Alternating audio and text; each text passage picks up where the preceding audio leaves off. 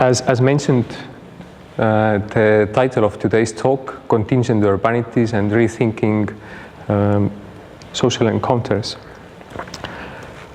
The subtopics of today's talk are understanding urbanities beyond territorial constraints, public space of cities and social encounters, and then I would say something about alternative mappings bound to urban transformations, and also at the end of the talk discuss about some challenges of current urban studies. These topics present some of my published research results and something in process, and so I try to elaborate some of these research topics in more wider context today. So this graph indicates globally the increased population of living in urban areas. The general fact is that at the moment more than half of world population lives in cities. So one may ask, does everything becomes urban if to extend this tendency? However, this graph tells very little about effects of urbanization on local scale, including people and urban neighborhoods. For example, much more rapid urbanization takes place in cities of China and Latin America compared to Europe. There is a challenge to analyze cities by overcoming territorial constraints in being able to integrate local particularities with wider sociocultural phenomenon. Urbanity can be understood as multiple ways of being and becoming together. This refers back to the emergence of Greek city-polis with own forms of political life. According to Edward Soja, the geohistory of urbanization and urban can be approached through three waves of change: agricultural revolution, emergence of the Greek city-state, industrial revolution, and economies of flexible capitalism. In current studies, I like to define urban space according to the Doreen Massey, and she argues about urban space as dimension of multiplicity of duration, stories so far, and multiple trajectories of change. She argues about urban space, importance of places in the cities, and she stresses the ongoing event of places to keep spaces open for alternatives. And places in the cities affect people through ways of practicing the localities rather than abstract sense of belonging. And these kind of events can be wider turbulences of society and also encounters of everyday life. Urban studies are part of many interdisciplinary fields of social sciences, kind of attempts to redefine urban in other terms as just territories and spatial constraints. This was partly also reactionary against the positivist approaches. Here some influential books can be indicated. For example, David Harvey, Social Justice and the City, argues urbanism as a separate structure with its own set within a larger forms of capitalism, urbanization of capital and consciousness. The important question was that how capital creates particular urban landscapes.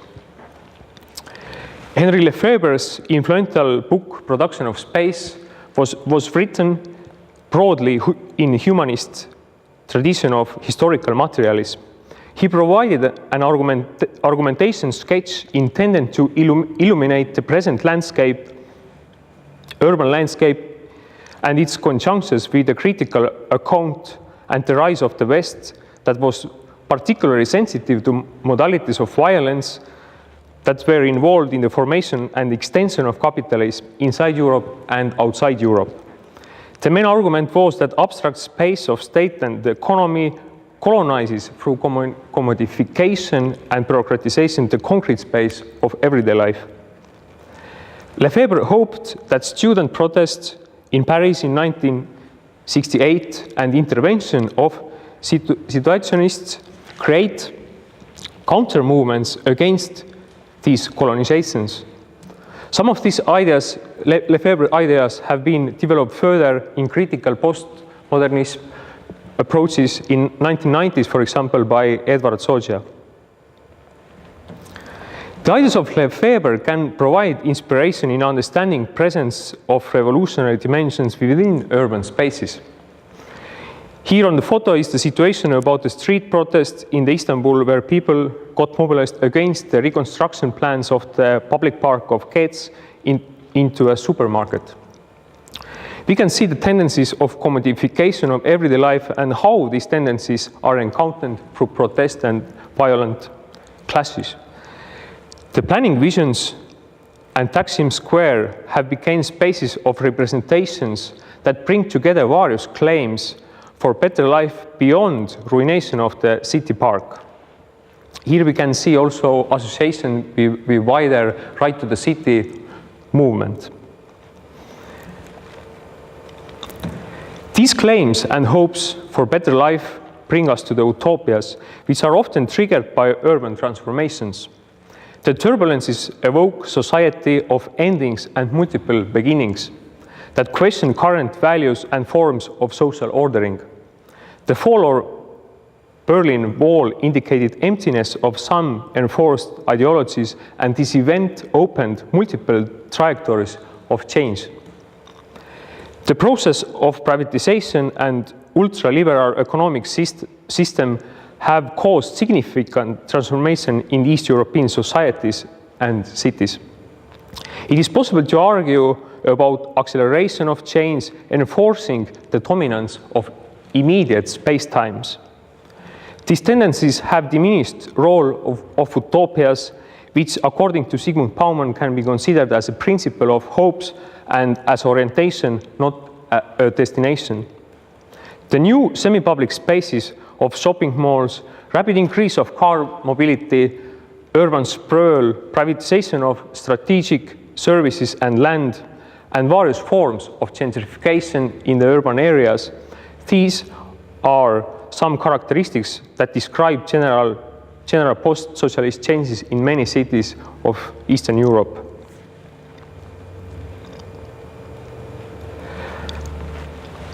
The city of Tallinn provides rather extreme example of land privatization and urban sprawl, which extends the city region far behind the boundaries of the municipality. Only about 20% of city's territory belongs to the municipality.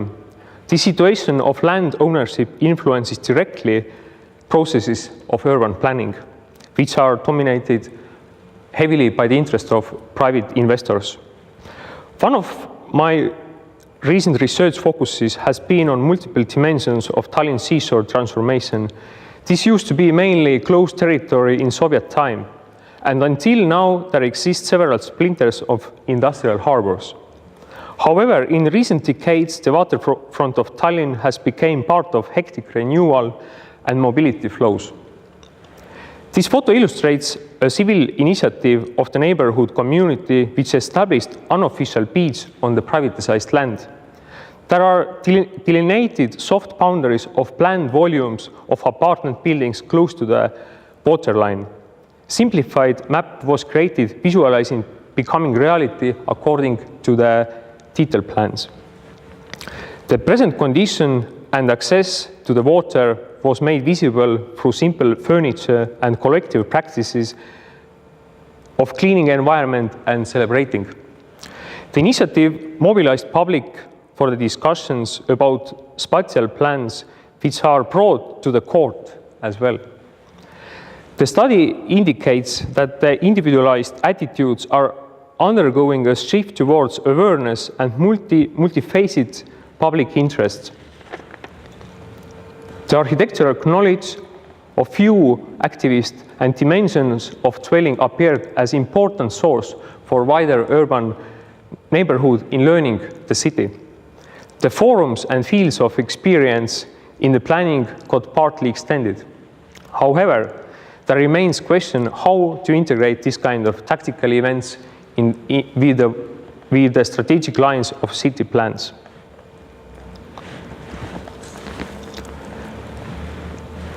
Tallinn was part of European Capital of Culture in year 2011.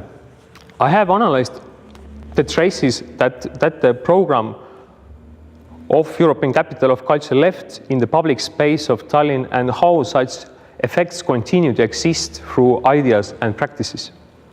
To identify these effects, the trajectories of change and dimensions of place-based stories and durations were analyzed.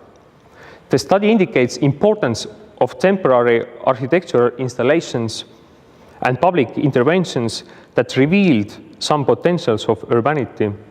The tendency of opening access to the sea was associated to a number of initiatives that conveyed in one way or other the idea of nature-friendly lifestyle in the city and encountered people to complete the question, what is a good city? The current photo illustrates here attempts to establish community garden. This initiative of growing edible plants in the former thermal power station area revealed the capacities of civil action to problematize and remake associations between urbanity and nature.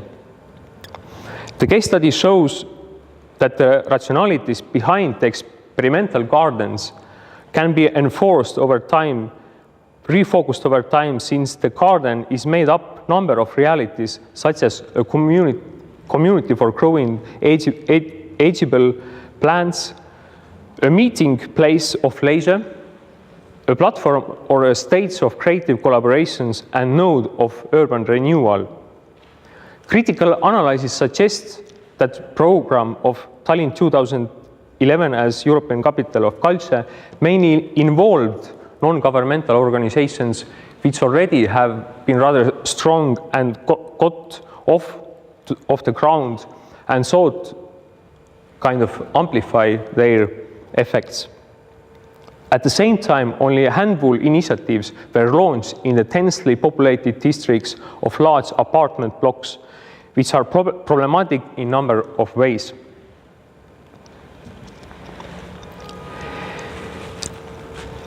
The issues related to the modernistic blockhouse residential areas, which are widespread in post-socialist cities and beyond.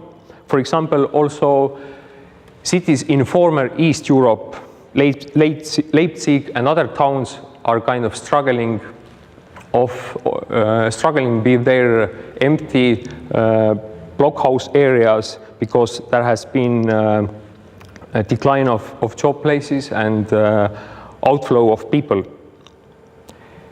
The district of Lasnamäe, which is photo here, in Tallinn provides dwelling place for about 100,000 inhabitants, and about 60% from these people are Russian-speaking. The Lasnamäe presents ideals of Le Corbusier living machine, with multiplied structures, equality, and separations of functions. Some of these qualities of space are nowadays highly questioned. Although the primary study indicates that social groups can be diverse, they can have diverse expectation in renewal of these kind of housing districts. Some problems of Lasnamäe are particularly connected to the blankness of semi-public space and parked car occupied semi-public spaces as well, and also lack of services integrated to the street life. The exhibition of Estonian Architecture Union provides several visions towards renewal of Lasnamäe. Main line of proposed visions is to rebuild with partial demolition and regenerate space between the block houses in the form of surrounded yards and rooftop gardens. These tendencies have some associations with the garden city movement from 1930s. For example, here on the second photo is presented a solution called yard constructor, which would enable for each house cooperative to create suitable space in between buildings. These settings can encourage creativity of people, inhabitants, and fuse some boundaries between private and public spheres. However, this kind of visioning interventions should integrate stories of inhabitants and multiple encounters of everyday life in further elaborations.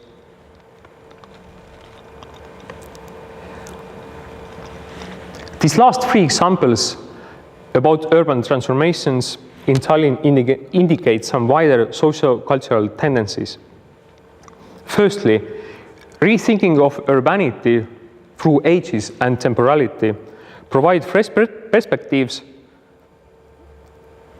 bringing up alternatives for domination of rigid specification in spatial design. This aspect is important for finding solution for shrinking cities in Europe and Northern America. For example, nowadays, city of Detroit is struggling to avoid bankruptcy of the municipality. Secondly, there appeared tactic and strategic temporality in renewal of urban spaces, which is not always transparent for the public. The coexistence of temporalities in a place is important character of urban spaces, and civil activism can add additional layers to this coexistence. Thirdly, articulated utopias about possible urbanity aim to redraw boundaries between nature and culture and significantly extend fields of expertise in sustainable urban planning. Here can be also argued that ecological constraints push to rethink some privatized utopias, for example, in Dubai, which are highly based on oil resource capital.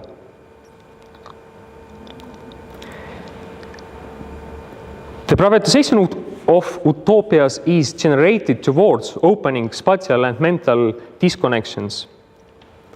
There are some interventions to imprint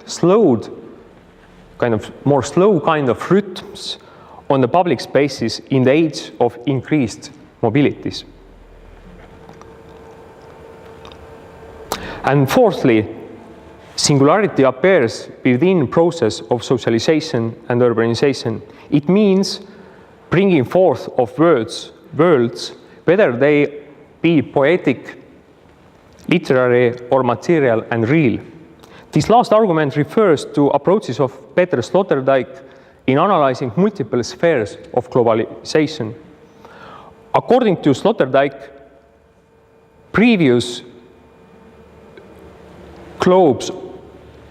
metaphysical and terrestrial globes are replaced by the global forms and bubbles,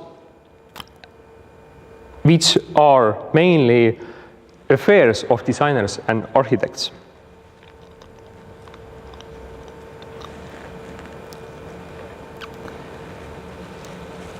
These articulated phenomena points to the methodological issues in urban studies. By my opinion, the frames of common case study research require further elaborations. Here, ethnomethodology contributes to analyze the register and expressions of transforming urban spaces. This approach uses thick description of social change to understand multi-layered contextual cultural practices and changing meanings. I have elaborated in my studies approach of cosmopolitics argued by Latour and Stengers, which questions democratic distribution of expertise. As Latour argues that the broadening expertise integrates also potential properties of matter, this opens up a cosmos that protects against too early premature closure of politics, as well as politics against too early closure of cosmos. According to this perspective, technologies of participation and other non-human entities are admitted into the hybrid forums, what counts as urbanities.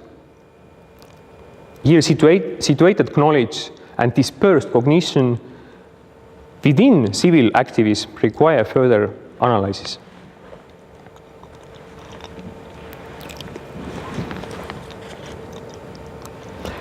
The interactive technologies of communication have much changed how people experience and influence futures of surrounding environments.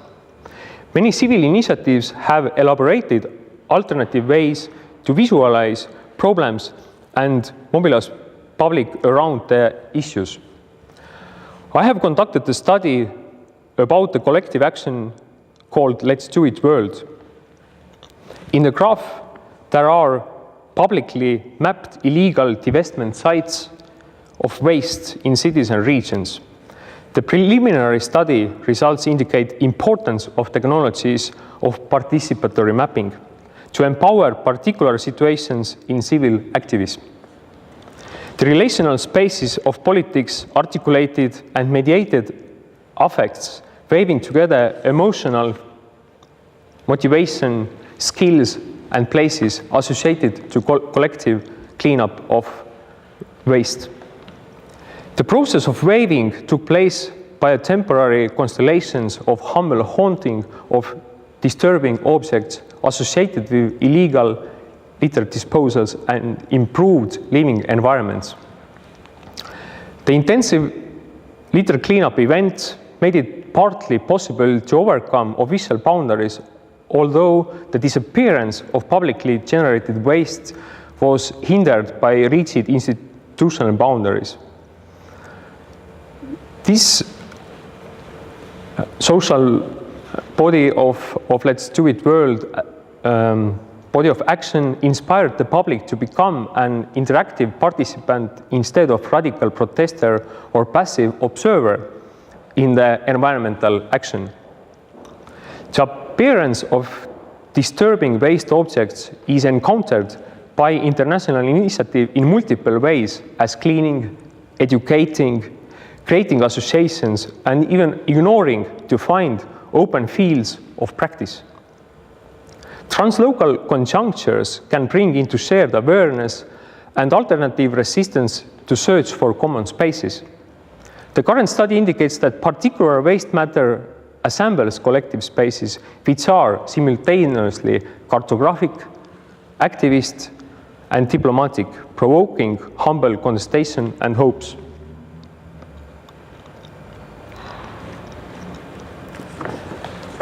To conclude the talk, I would like to articulate some challenges, what seems to be important in the field of urban studies. Firstly, to make multiple spacetimes and realities of urbanity visible in the wider process of socio-cultural transformation. The contextualized case studies contribute to the comparative urbanism that emphasize the importance of local cultures and singularities for understanding social ordering. Here, for example, is the challenge bringing together post-socialist and post-colonial approaches for analyzing urban worlds and related self-organizing system of dwelling, which can indicate complicated relations between order and chaos. Secondly, elaborations of qualitative methodologies would enable to understand movements and vernacular knowledge related to urban phenomena. Here I see potential of more than representational approaches incorporating multiple registers of spaces, politics, and cultural affects. Thirdly, rethinking relations or assemblages involving art, science, and local economies can valorize some aspect of creative urban worlds. for example, in the context of changing kind of basic natures of work and leisure time nowadays. Fourthly, critical interventions of urban studies that simultaneously are inclusive and enable to question possible solutions.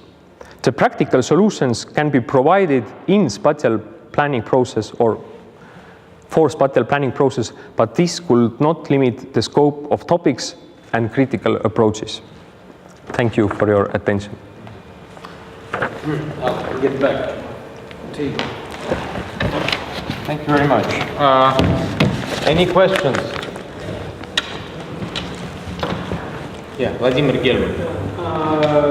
May I ask you to summarize your major research results in 3 or 4 sentences, which might be understandable even for non-experts in urban studies? Mm-hmm.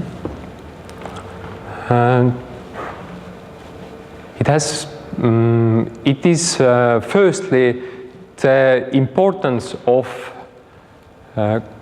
social movements to problematize the privatization of public spaces. Secondly, the increasing importance of communication technologies to mobilize public around some problem aspects related to urbanizations. And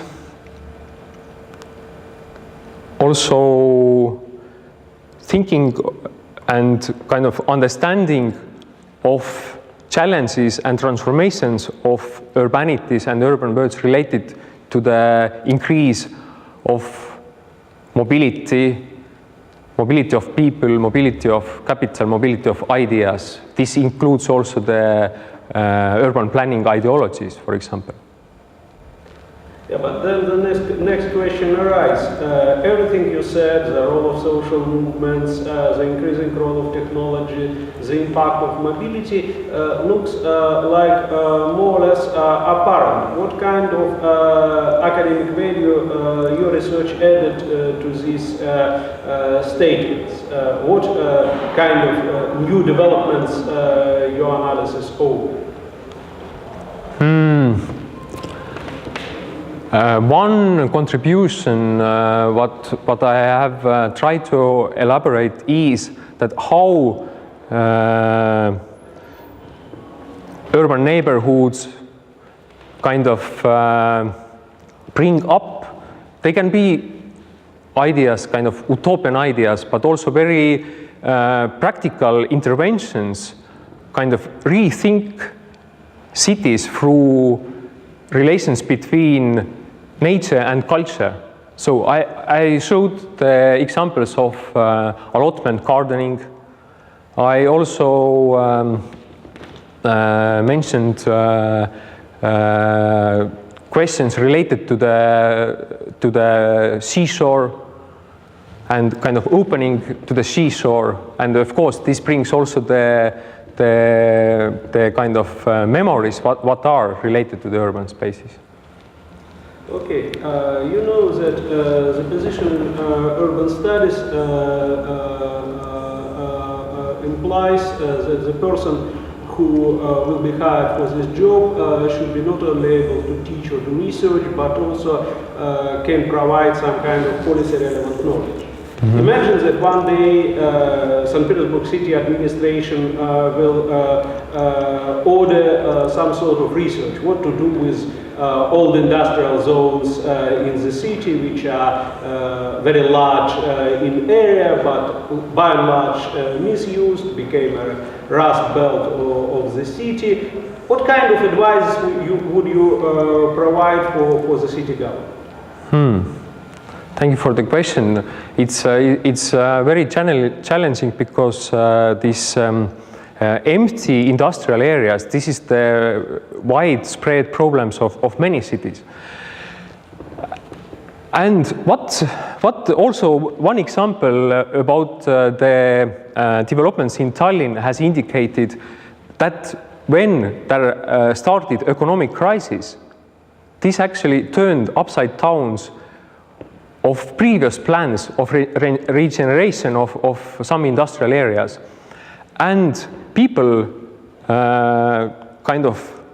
also private investors, were pushed to rethink their very ambitious plans, and they kept largely this kind of shabby old environment and kind of step by step invited people to make small changes there. For example, people moved in, they rebuilt their office space, and of course one strategy which has been much used also in, for example, in Germany, in England, is also to bring cultural activities to these previous industrial areas. One very one strategy or tactics has been successful also to integrate this kind of second-hand aspects. It can be the second-hand markets. It can be the kind of market to exchange of old vinyl CDs or LPs.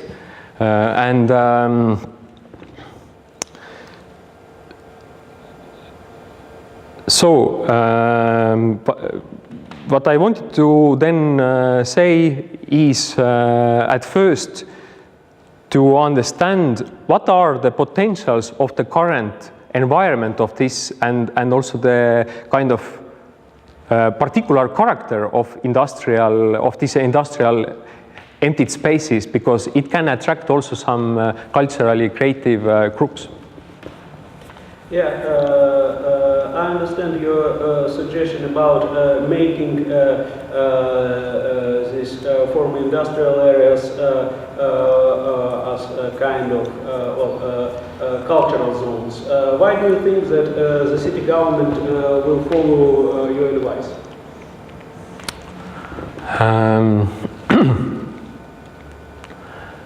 So actually, I don't want them to put to follow. No. But if you suggest something, then you expect that your advice will be taken seriously. What are the reasons for the city government to do what you exactly suggest? How you would argue? Imagine that yes. I'm chair of the city assembly committee or deputy governor and the like. You have to persuade. The one argument is that that to start with small interventions, which doesn't require so much investments. And in one way, this is also enables to experiment with the solutions, because when there in the beginning already to suggest to demolish these shabby post-industrial houses, then this character is lost. And so to start with the small interventions, for example, of cultural activities, and also to map the surrounding area, how these kind of spatial splinters of industrial areas can be opened up to the wider urban space. So there is needed also in that sense kind of, and some small interventions can show this these ways as well. And what about the Tallinn? It was also the one example that was to include people living around these industrial areas, what they think, what they would like to see in their neighborhood. But of course, this can bring some ideas to discuss as well. Can you say more about this research you mentioned, the one reflected in your map? Mm-hmm. Because you said that you did some research and then you showed the map of waste. Yes. And I didn't figure out what was the actual research. Mm-hmm. So I put the map maybe, or not needed. So it's the research was about social this collective movement of kind of assembling assembling collective related to this illegal waste issues. And what was kind of provocative for me that how this started from the very small initiative in the 2008. Some people kind of realized that this is the problem, and local municipality who is responsible, they are not doing so much about it, and they kind of elaborated the technologies and kind of mobilized public. And it was, and there was idea to actually somehow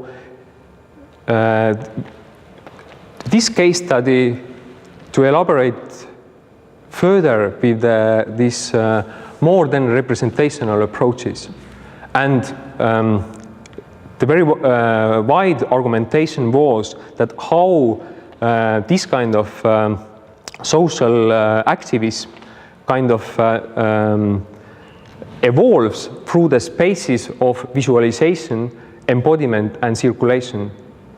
So so it was the argument, kind of bring these spaces of visualization, spaces of embodiment, and spaces of circulation together. So what you did is you put together some kind of network of people who are occupied with these issues of legal waste? That as well, and also I by myself also participated in this initiative, not as a kind of organizing, but just as a person coming out to pick also waste. So it was kind of there were elements of participatory observation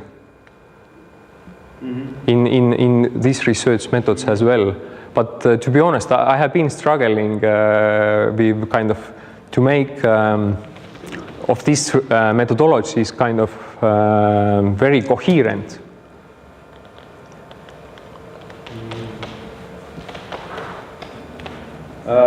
Can you say more about your research about Narva and Divan Gorod? I mean, this is a problem that is familiar to many of us. I saw your article on this. Ah, yes. What was this research? This research focused on generally of rethinking urbanity through the relations between culture and nature, and it was also the kind of questions of boundaries of urbanity which can extend across the national borders. And these more broader aspects were taken down to the questions of water and how we can think urbanity through the circulations of water. And of course, when you think cities and water, this is also very puzzling questions, because many cities also struggles with the lack of water, and also the Narva Ivangorod, this as a context, we're bringing up also that how kind of technologies and this very concrete matter of water were kind of holding together this transboundary urban aspect, and how it fall apart as well, and also how there also became revealed questions of privatization of water. Also, this aspect came out heavily of that, and there was also aim to kind of rethink this case study in the aspect of actor network theory of ideas of Bruno Latour and John Law, for example. So was this research ordered by Narva city? Or no, it was not. No, it was just your initiative? Yes, it was. This research is, yes, it's published on the Journal of Baltic Studies in 2009. And this was part of my doctoral thesis, this topic and also this article, because I compiled doctoral thesis through published articles. I see. But of course, I made interviews with some people from municipality taking care about the water aspects, water issues. Yeah. I have a comment to, I guess, from my own and then question to you. First of all, I'd like to just highlight that despite we are listening to a candidate for a professorship at the Department of Political Sciences and Sociology, we have 3 students from anthropology department present and no students from your department. So the chance that it could make sense if this chair, once it's established, is made available to the students from our department, because there is a consistent interest in topics of urbanity throughout the years in our department. Yes, this is an interdisciplinary field, and obviously the hired professor would have to serve all of the departments of the university. The same as with your migration professorship, for example.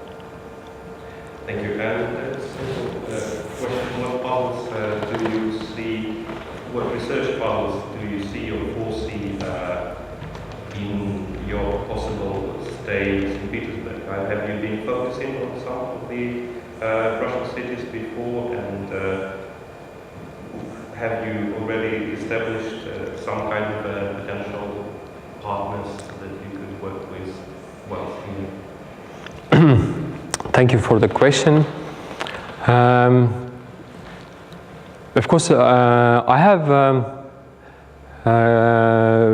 considered the aspect of post-socialist urban change in the wider terms.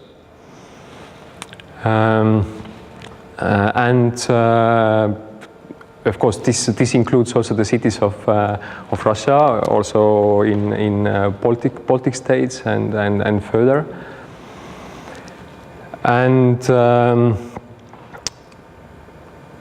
more concrete study about the Russian cities I have done about what I explained, the Narva Ivangorod.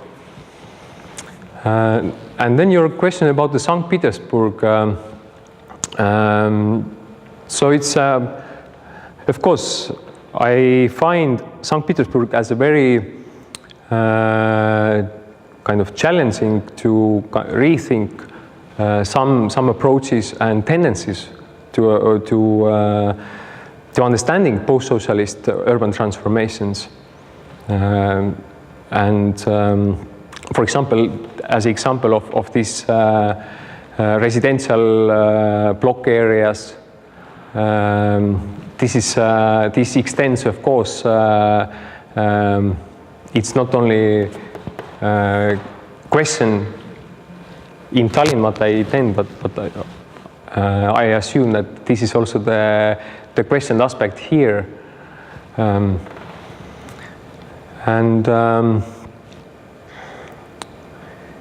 So it's, but it will require more thinking to how to bring concrete topics to the St. Petersburg context. And but some aspects were about civil initiatives of urban neighborhoods, how they question the change of public spaces. So this will be interesting for me to look also in the context of St. Petersburg as well.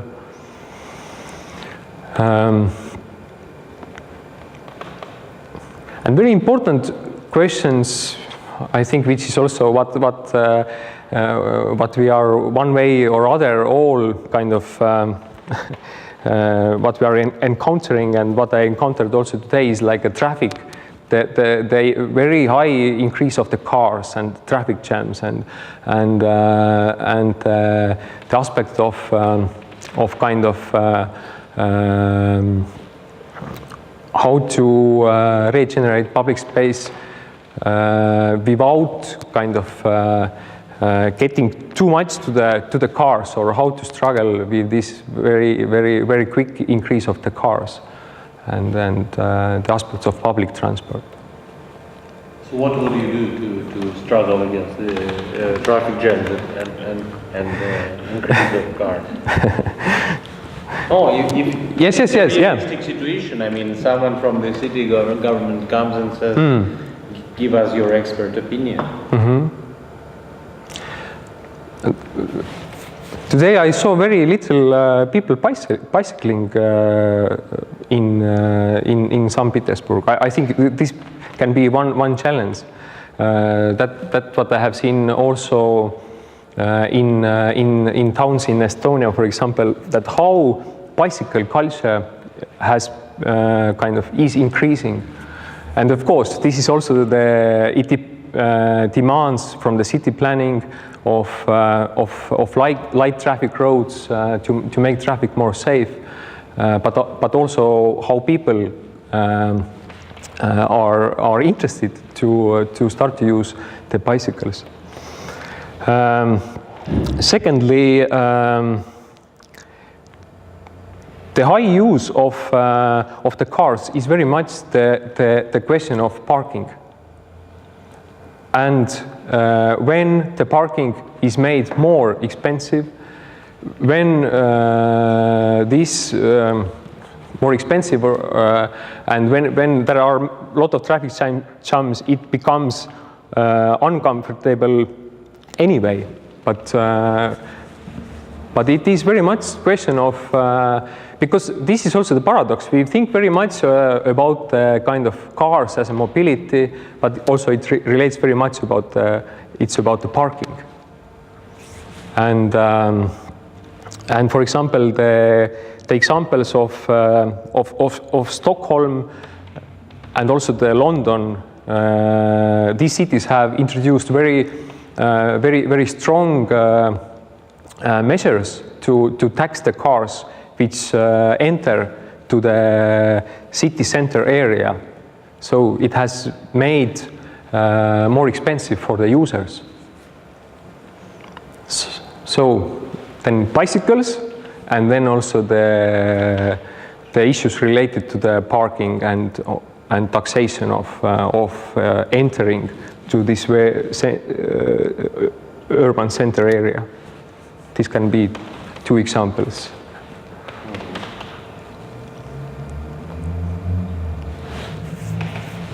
Any other questions?